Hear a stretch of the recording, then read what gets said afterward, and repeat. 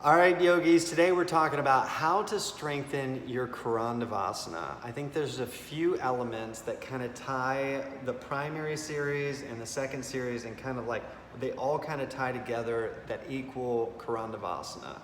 The first one is half lotus and full lotus.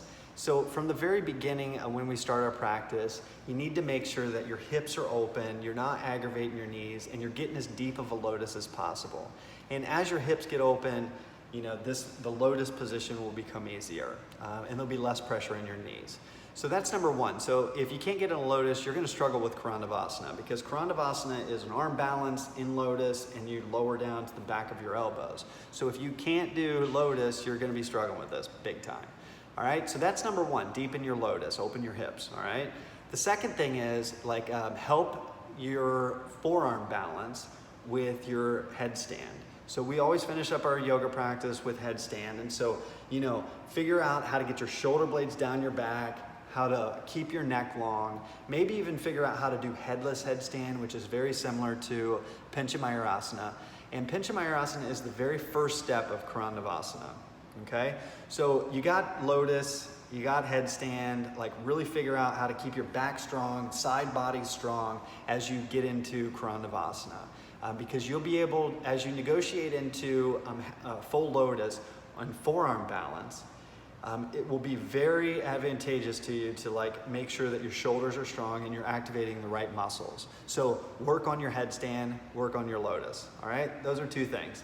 The next one is every single lift up and jump back that you do in the primary series helps build the strength to get this active so that you can lower into karandavasana. And this is vitally important for karandavasana, that every single time that you're in the primary series, that this is being pulled together and every jump back, you're working on activating those muscles, right? So don't skip that. Do not skip it. It's important. You have to lift up and then jump back. The last thing that you have to work on with regard to karandavasana, and this is kind of the forgotten element, is Bakasana.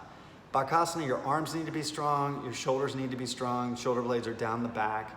You have all of these positions and you're basically trying to get this flexion in the spine. You're not trying to have a flat spine in Bakasana, you're trying to have a rounded spine so that it feels like you're kind of being pulled up like this and the back is rounded. So I think we've all seen flat back, Bakasanas. And in order to help your karandavasana, you will have to do Bakasana A and B with it feeling like it's being pulled up, your ribs are being pulled in, and your abs are being activated.